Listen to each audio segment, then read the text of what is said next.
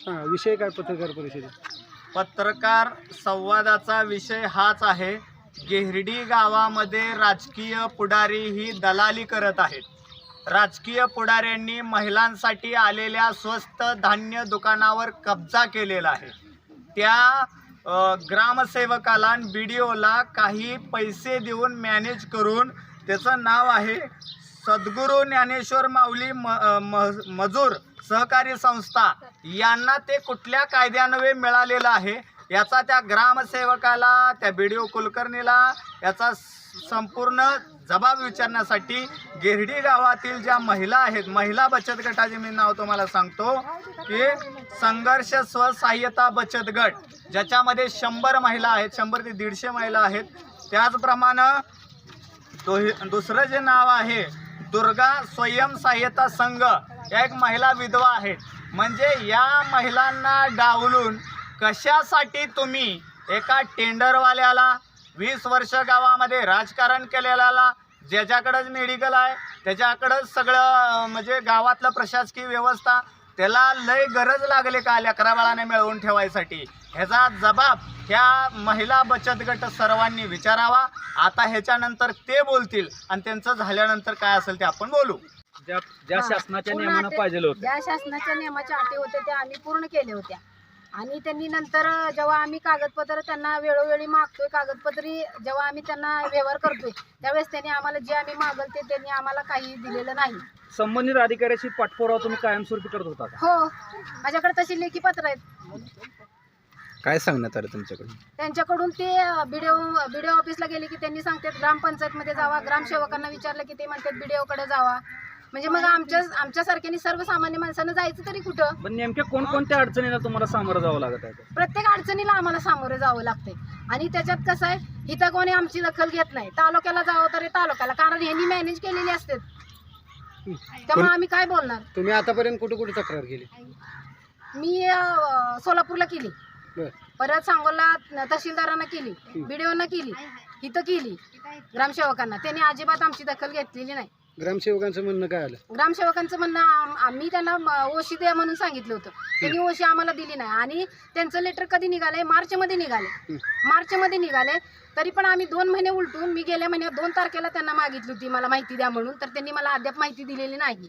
आणि लगेच त्यांनी ग्रामसभा ठरवली, पण त्या ग्रामसभेचं आम्हाला अद्याप काही माहित नाही. त्यांनी ग्रामसभा काढली, कुठल्या आधारावर काढली? आणि मग त्यांना मजूर सोसायटीला द्यायचं असते त्या अधिकाऱ्यांना पण, तर त्याच्यात उल्लेख करायचा ना बचत गटांना द्या म्हणून. आम्ही आमच्या कष्टातून जे पैसे आम्हाला मिळतात त्यातून आम्ही खर्च करतोय, मग त्यातून आम्ही त्यांना किती खर्च करायचा ना आम्ही किती खायचं? ग्रामसभा आहे म्हणून तुम्हाला कळवलं नव्हतं का? नाही, अजून पण कळलेलं नाही, त्यांनी सांगितलेलं नाहीच. अजून अलाउन्स सुद्धा झालेला नाही. फक्त आम्हाला बाहेरून कळतं की मंगळवारी ग्रामसभा घेण्यात येणार आहे. आणि ती ग्रामसभा पण त्यांनी मॅनेज केली आहे, फक्त आम्हाला बोलवायचंय म्हणूनच. ती पण त्यांनी अजून सांगितलेलं नाही. त्यांचा जेव्हा आम्हाला काय त्यांचं प्रतिउत्तर येईल तेव्हा बघू. मंजुरीचा या सिस्टमवर, या गेहर्डीतल्या सिस्टमला माझं आव्हान आहे. इथून पुढच्या काळामध्ये या जर महिलांच्या नादाला जर तुम्ही लागला, तुम्हाला ग्रामपंचायत सदस्य राहू द्या, तुम्हाला वार्डामध्ये सुद्धा फिरता येणार नाही. या दलितांची मतं तुम्हाला लागतात का? मतासाठी फक्त लागतात. 15 दिवसाला तुम्ही त्यांच्या येऊन पाया पडता, 15 दिवस मतदानाच्या अगोदर. आणि मतदान झाले त्यांना फक्त त्यांची लेकरं बाळ, नुसतं तुम्ही दारू, नुसतं तुम्ही चपटी एखादी दिली त्याला 500 रुपये दिले, 1000 रुपये दिलं, एखाद्या खांद्यावर हात ठेवला म्हणून काय लय विकास झाला नाही.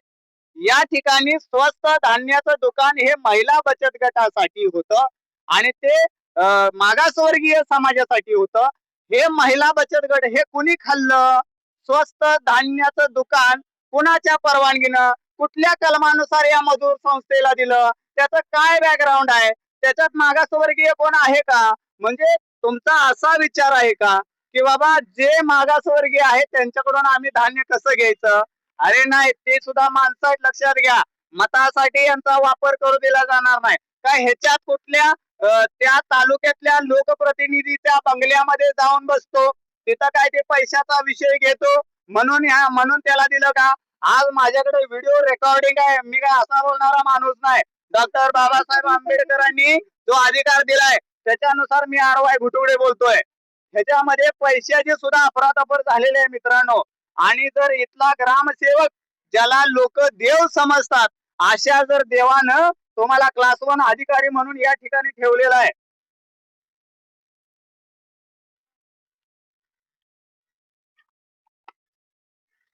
मग हे क्लास 1 अधिकारी आपल्याला कशासाठी ठेवायचा आहे हा प्रश्न आपल्याला पडलेला आहे मित्रांनो. इथं जवळजवळ 60,000 रुपयाची अफरातफर करून, हे बघा मी उगाच नाही सांगत, ऐका.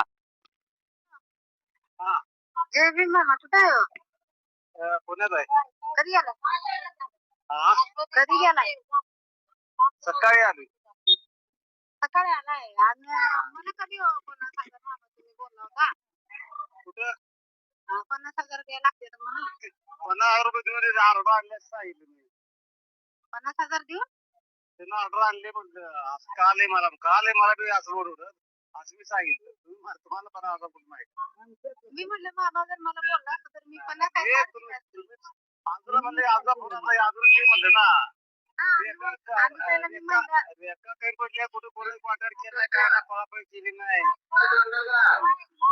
नाही सोलापूरला जाऊन आली हो मी दोनदा.